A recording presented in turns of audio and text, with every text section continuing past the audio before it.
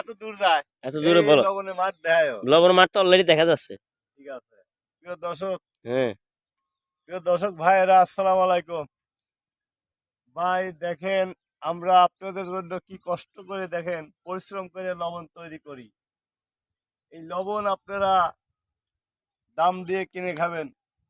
চাষিদের এই দেখেন কাগজ দিয়ে ঢেকে রাখা হয়েছে, বৃষ্টির জন্য লবণ তৈরি করা হচ্ছে না।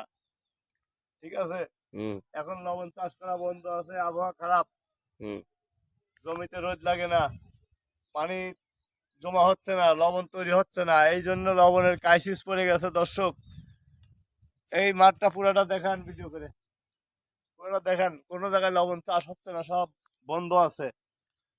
তাই ভাই লবণের দাম একটু বেশি।